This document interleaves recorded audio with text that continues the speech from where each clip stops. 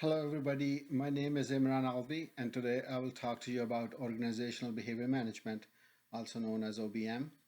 My previous training is in business administration, project management, and now in my final semester of Master of Science in Applied Behavior Analysis from National Louis University, Chicago, taught by Dr. Clapatch, Dr. Gamba, and Jamin. I currently work as a behavior analyst level 2 for UCP segment of Greater Chicago. It is a mid-sized nonprofit organization providing services primarily to adults and secondary to foster kids with developmental and intellectual disabilities. Uh, Here are some objectives of this presentation. Okay, so first we are going to talk a little bit about the history of OBM, how it started, what it is, and how it works, like some basic interventions in OBM and some steps involved in OBM consultation.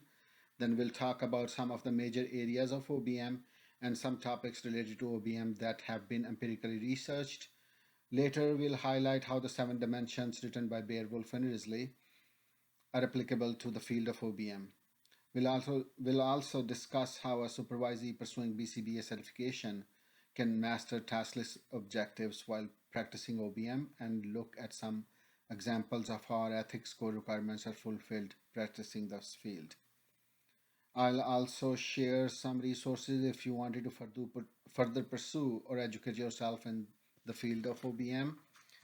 At the end of this 20-minute presentation, you should have a basic understanding of OBM in the sense that you should be able to answer basic questions or generate answers about it. We'll also have a short quiz about 10 questions to get an idea that if you were able to capture some salient features of the field, or actually basically it's like my competency test that if I was able to help you learn or improve your understanding about the field. Okay, so let's look at the OBM as an applied behavior analysis subspecialty, some general awareness and history of OBM. So now let's look at OBM history and where it started. OBM is part of applied behavior analysis, also called ABA, which develops techniques to produce socially significant behavior in a wide range of areas and behavior problems. The work of Watson and Skinner have heavily influenced the field of OBM. Skinner's application of behavior principles to instructional design served as a starting point for the use of science of behavior in the workplace. Instructional design is basically, it includes active student responding, design of educational environment, immediate feedback, and reinforcement to shape behaviors. Even before OBM was viewed as a field, Frederick Taylor advocated for the use of the scientific methods to improve employee and organizational performance. Journal of Organizational Behavior Management began publishing in 1977 and now is the main outlet for the field. Aubrey Daniels was the first editor of the journal, and at that same time, at least one OBM consulting firm had been established. Buckland, Alvaro, Dickinson, Austin, Jackson wrote in 2000 that OBM began as the application of behavior analysis to organizational setting and retains the philosophical and methodological principles of behavior analysis.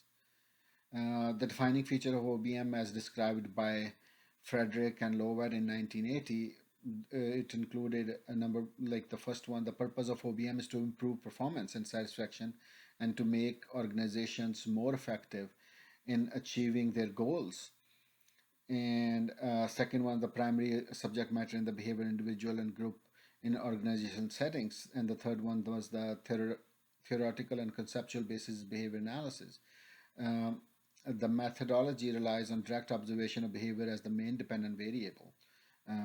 As Aubrey Daniels further defines performance management, which is also another name for organizational behavior management, a systematic data-oriented approach to manage people at work.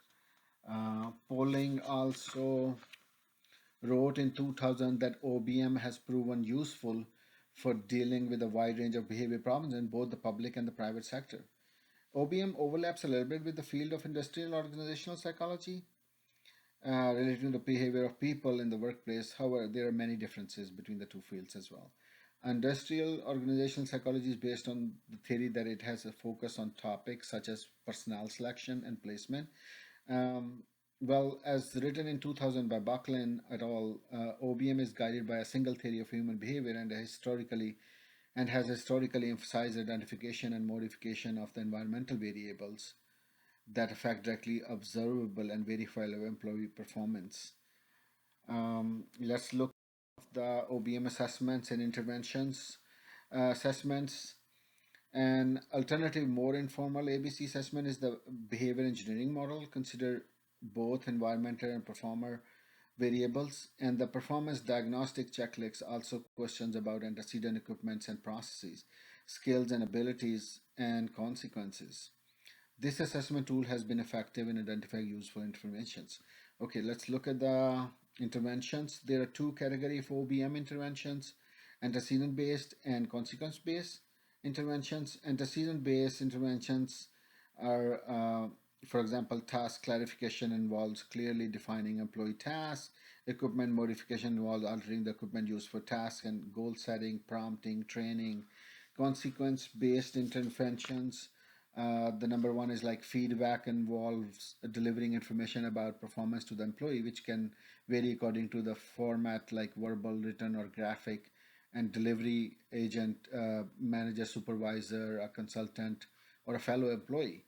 Due to its effectiveness, it is by far the most common intervention used in the field. Monetary and non-monetary incentives is another consequence based intervention. It benefits or tangible item contingent on performance. In practice and research, they are often combined. So let's look at the work industries. OBM consultants and managers work in a variety of industries, for example, like healthcare, human services, education, government, manufacturing, nonprofits, financial services, and retail, to achieve meaningful and sustainable behavior change and improved business outcomes. So let's look at some of the steps in an OBM consultation. Uh, First one is like one of the many strategies for an organization to achieve its goal is that the behavior analysts work with the executive or leaders to enhance behavior. Behavior analysts teach the leaders how to observe, understand the causes of work problems, remove barriers, measure when and how to deliver reinforcements or corrective feedback, and make data-based decisions that ultimately lead to better business outcomes. Some of the key steps in OBM consultations are, um, one, determine the key results. Typically, the practitioner researcher works with managers and executives to identify desired results. Number two is like find pinpoints. The practitioner work with the manager and executives to determine important behaviors and immediate results required to accomplish the key results. These behaviors and results are often referred as pinpoints or targets. Number three is like develop a measurement system. Number four, diagnose the problems. The practitioner teaches managers to ask questions and conduct observation of the work environment and complete tasks to help determine the causes of performance deficiencies. Then comes develop and implement a solution. After the results of the assessment, the practitioner then works with the manager to develop implement solution that address identified deficiencies. The last one is evaluate the facts. Typically, results are measured before, during, and after solution implementation.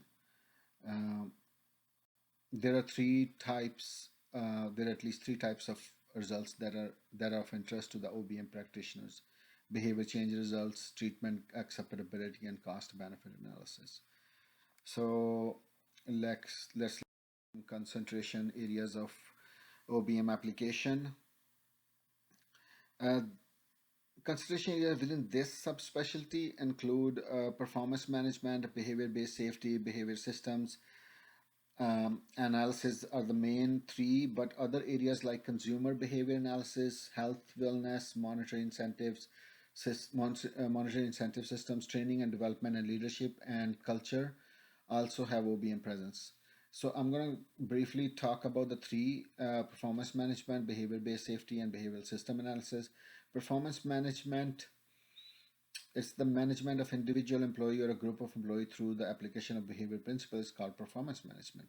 The performance management usually involves the analysis of antecedent consequences supporting the behaviors of individuals within the organization and manipulating these variables to either decrease on productivity or increase productivity performance. Behavior system analysis, as McGee in 2007 wrote, that behavior system analysis method involves outlining how the components of the system interact, including how each individual contribute to the overall functioning of the system.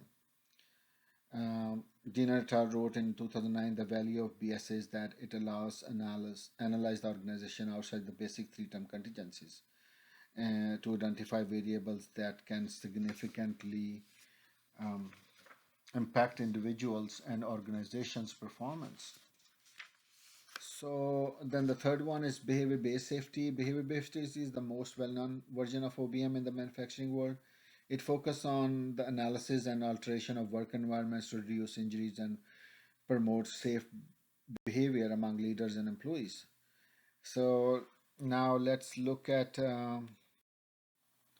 areas of OBM application research, the most in last 10 years. Recent targets of research studies in OBM includes productivity, safety, behavior, and consumer satisfaction.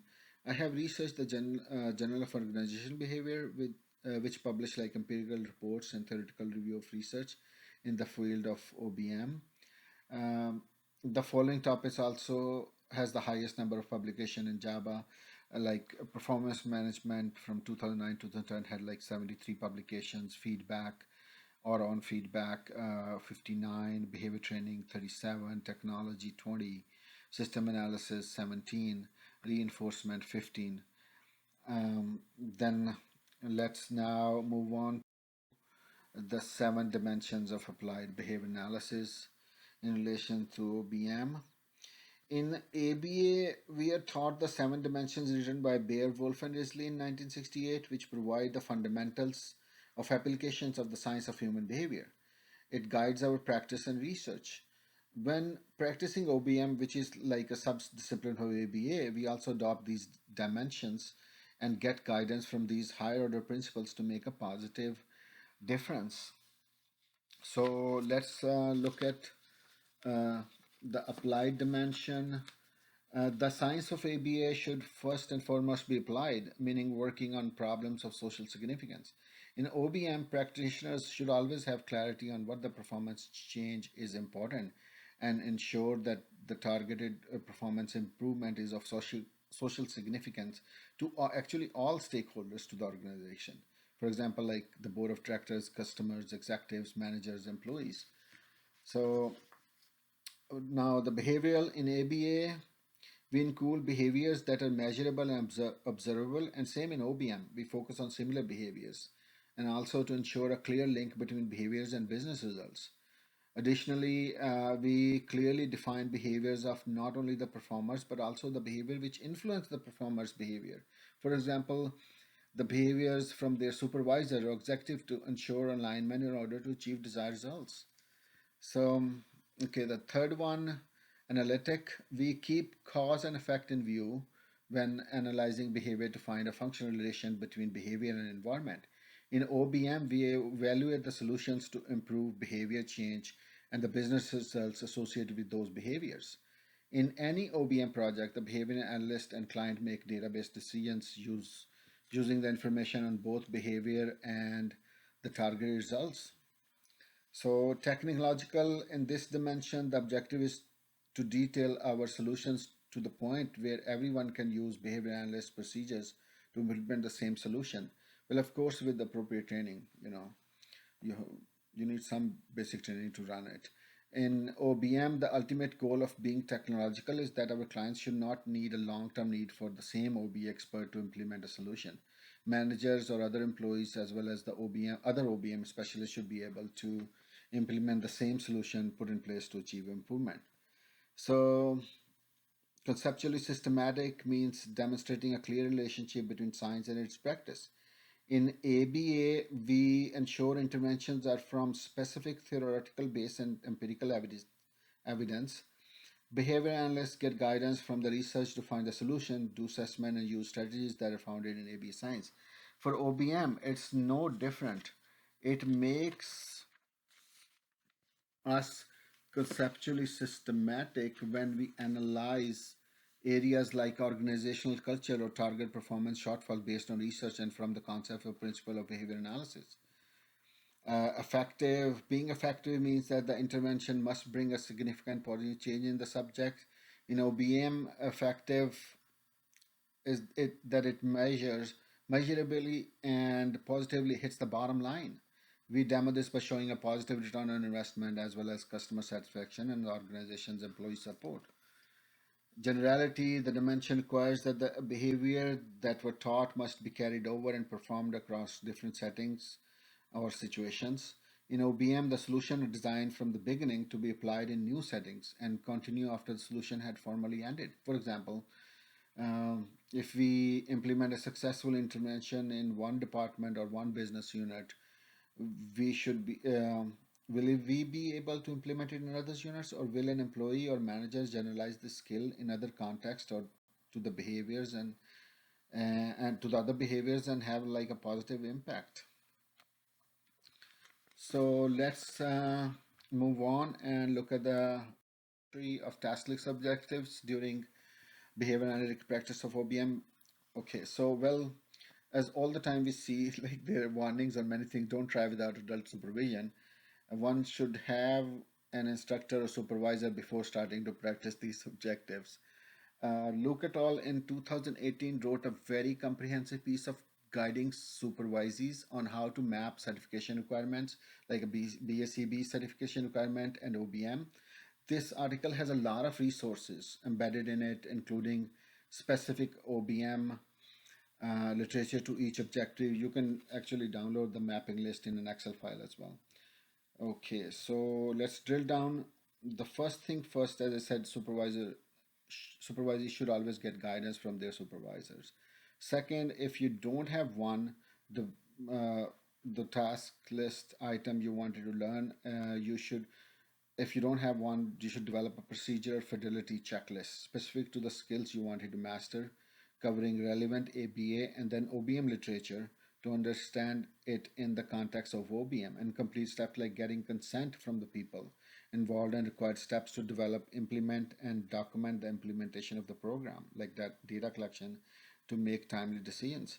Okay, so don't forget like getting an IOA from your supervisors, either in vivo or through recorded session, and also don't forget the added consent requirement when you are recording.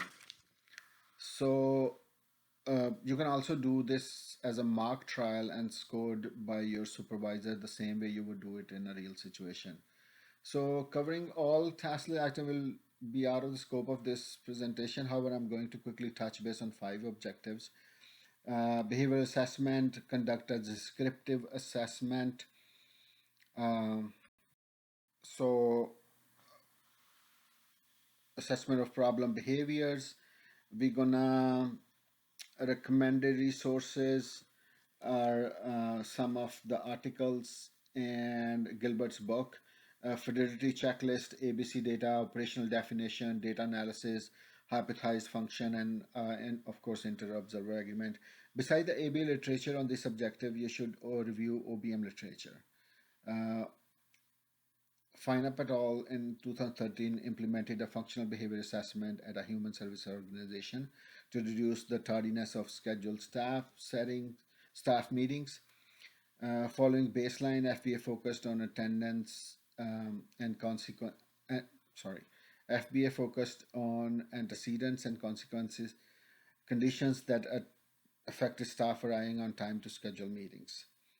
Gilbert's book, Human Competence Engineering Worthy Performance, published in 1970, where then a tribute edition in 2007, is a highly influential text in this regard, in which Gilbert describes his behavior engineering model applied to work or organization and education setting. This text offers a coherent approach towards improving organizations' performance by focusing on critical accomplishments and changing the behaviors that produce them. Beside the recommended resource and the consent from related parties. The procedure fidelity checklist should include like ABC data, operational definitions, iOS score, and data analysis, and apathize functions.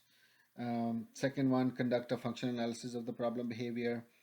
You can, I reference some article in it, and basically it's gonna follow the same procedure, uh, like how you put together the treatment integrity checklist, and then you also get guidance from your supervisor, and so they should be able to help you in order to master and demonstrate this practitioner skills. The third one, establish and use condition reinforcers. I mentioned some resources there to read. They are like in relevance to OBM. And then the rest of the steps are the same, that you should have like a proper treatment integrity checklist, consents, and everything in place. Shaping and chaining. Um, Changing behaviors that drives the organization, African Bobby and John, was first published in 82. That book, this is the first fifth edition of what has become a classic and widely used textbook about performance management. Both Aubrey and John bring their long histories of reinforcement to bear on questions concerning how to positively and effectively, use like Daniel's famous phrase, bring out the best in people, using science of behavior. You'll find it very helpful if you wanted to learn shaping and chaining in the context of OBM. So let's look at the BSCB ethics core relevance to the practice of OBM. Um, so BACB actually has a disciplinary system through which the compliance code is enforced. So I'm just going to quickly talk about um, some of the relevant codes. So there are about okay, let's take a step back. So there are about 12 major sub specialties in applied behavior analysis, and the code was actually written in a way to be broadly applicable to these practice areas. That being said, the code is very relevant to OBM work, as the code states that the client as any beneficiary receiving professional services by a behavior analyst. So here are some examples of how the code provides guidance to the OBM application. 402, involving clients in planning and consent, describing behavior change program objectives. 405, behavior analysts involve the client in the planning of and consent for behavior change programs. We will be in violation if we develop interventions without the business leaders' inputs, or that results in an intervention and targets for change that does not align with organizational objectives and culture. Second one, I picked up like responsibility 202. Behavior analysts' responsibilities to all parties affected by behavior analytic services. One example will be if we develop an intervention that will result in additional profits for the company but could result in unsafe conditions for employees. So that's definitely a violation of the responsibility. Excuse me. Interrupting or discontinuing services, 2.15, discontinuing behavior change programs and behavior analytic services. After a successful intervention, we have to ensure that there is a plan for maintenance and generalization. Subpart of these codes are also applicable depending on the situation. However, even after the success of intervention, we should ensure that there is a plan for maintenance and generalization. Behavior analysis analysts as supervisors, code 5. All of this section applies to any other domain of ABA stated in the code. When behavior analysts are functioning as supervisors, they must take full responsibility for all facets, like for example providing feedback to supervisees, for OBM trainees, without providing so for example providing fieldwork supervision for OBM trainees without providing clear expectation of performance, ensuring that the trainees are receiving ongoing performance feedback. So then the last one I picked, boundaries of competence. So in this one, businesses like any other client has a tendency to ask behavior analysts to perform certain tasks or interventions without understanding their prior training. For example, if the BA starts conducting personality tests where the BA had no prior training in it. So that'll be the violation of code 102, boundaries of competence. Okay, so um, further education and training in OBM. So BACB website, ABA subspecialty area. So if you go to bacb.com and type in like OBM, you should be able to access that page. This page has actually a fact sheet on OBM, as well as a video presentation on OBM by Dr. John Austin, who is an internationally recognized coach to business leaders on safety and human performance. Um, so that's a very good presentation. I watched it, and a lot of things. It gave me a lot of guidance on how to research and come up with all this material for this presentation. Second one, OBM Network. Their website is obmnetwork.com. It was founded in 1982. This organization serves as a resource for both practitioners and students interested in entering the field. And the third one, the Journal of Organizational Behavior Management. The official journal, OBM studies. So the official journal of the OBM um, published studies and articles on the most current information and practice in OBM.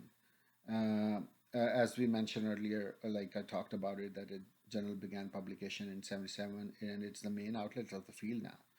So now, if you are more serious and wanted to join the field as OBM analyst, OBM certification from Harvard and Florida Tech Institute will help in learning the essentials of OBM and what learning in the workplace is all about. Develop the skills, you can develop the skills necessary to design, implement, and evaluate OBM projects. Fit Florida Tech Institute costs about like 1,300, but if you're very, very serious and want to have a brand name behind your certification, Harvard costs Harvard costs about 11,000. Some other resources are Cambridge Center for Behavioral Studies. You can Google that.